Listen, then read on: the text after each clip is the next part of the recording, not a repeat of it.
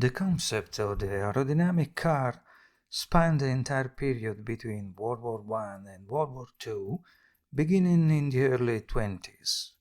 It all began with the studies of Paul Jaray, a mechanical engineer of Hungarian origin.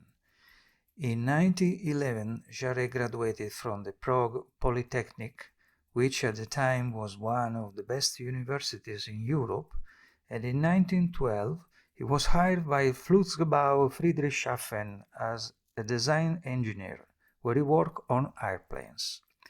In 1914, he moved to Luftschiffbau Zeppelin, where he designed 5 models of the legendary airships produced by Count Ferdinand von Zeppelin's company. In 1923, he moved to Switzerland, where he opened the Stromlinen Carrosserie Gesellschaft in Zurich, a design firm specializing in aerodynamic car body design. After many ups and downs, this business activity closed permanently in 1937, but left behind numerous patents and the technical foundation for the construction of a modern wind tunnel.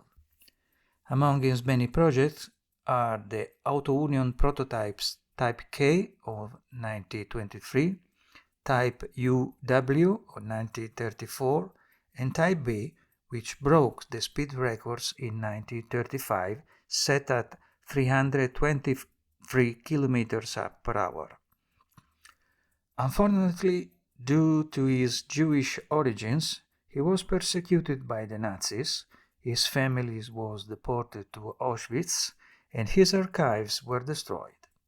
Jaray's studies had a significant influence on all automotive designers of the time and pushed manufacturers to rethink the way they design and build cars.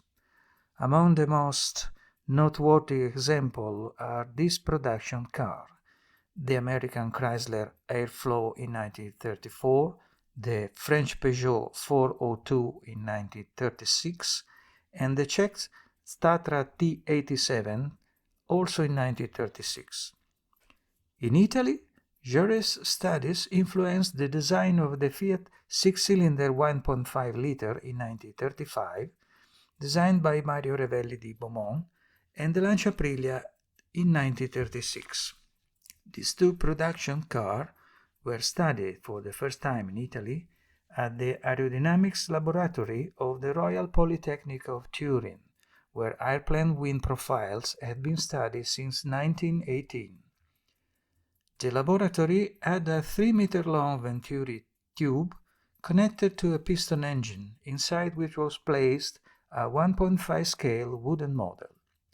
The propeller moved by the engine generated a flow of air channeled into the Venturi tube, so the currents generated inside the tube were studied through small windows and measured with special instruments.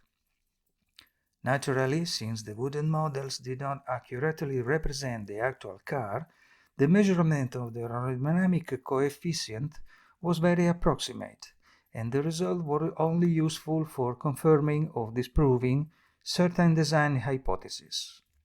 In 1976, aerodynamic testing of a real production Lancia Aprilia, performed in the Pinin Farina wind tunnel in Grugliasco near Turin, the second model facility built in Italy after the first at the Fiat Experimental Center, resulted in a value of 0.47 compared to a 1980 Fiat Panda, which value is 0.41.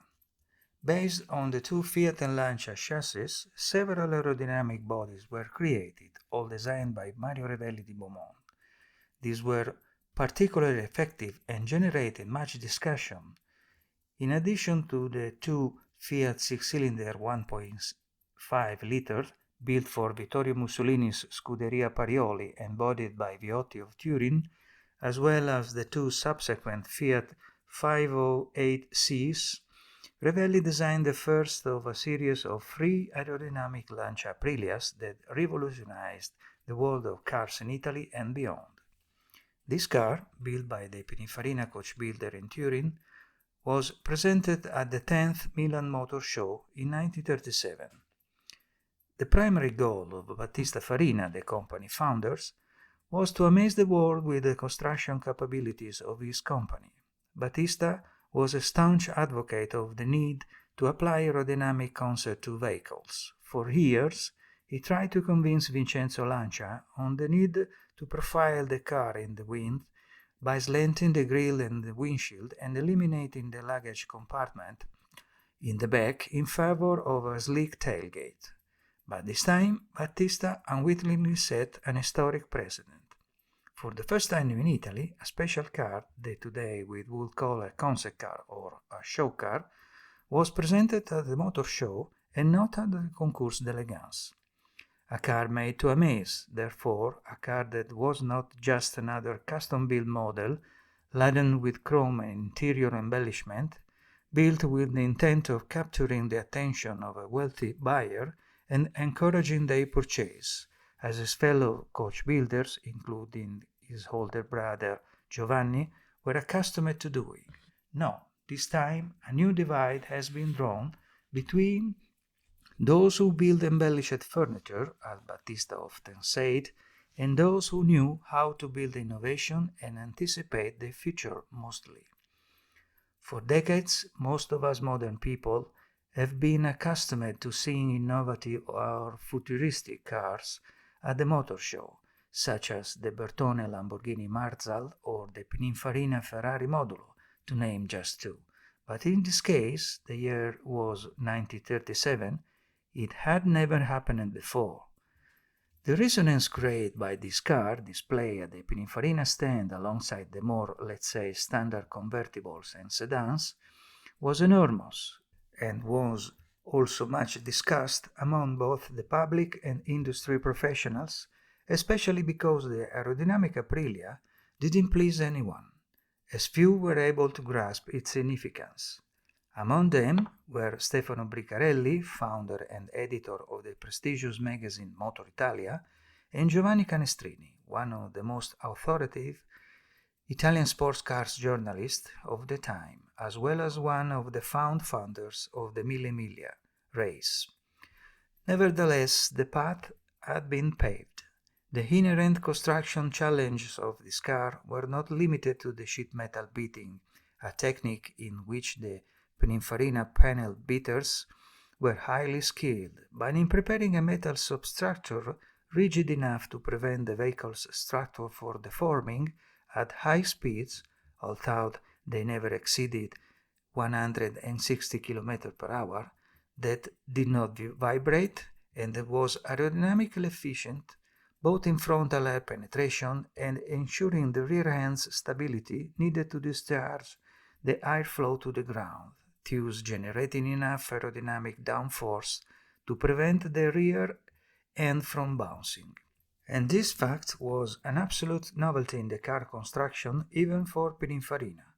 Furthermore, since this car was not designed to set a straight line speed record, unlike some other projects previously created by Revelli, it was also important to maintain a certain agility on curves, especially in tight hairpins. The aerodynamic Aprilia, in addition to becoming a forerunner of future racing cars, also broke with the traditional stylistic models of the time. While on all contemporary cars, the fenders and running boards were still separate elements from the bodywork, and in this case, the bodywork itself integrated them. The aerodynamic Aprilia, however, was not the first Italian car to adopt this type of bodywork, the so-called type Ponton. A few months before this project, in fact, Revelli di Beaumont had designed a Fiat 508C with a similar side intended to compete in the Mille Miglia, but which adopted completely different aerodynamic principles at the rear. Pininfarina, however, anticipated the type Ponton design by about 10 years. Only after the World War II, all their cars adopted this solution, while for the production car it was necessary to wait until 1950, when the Fiat 1400 went to production.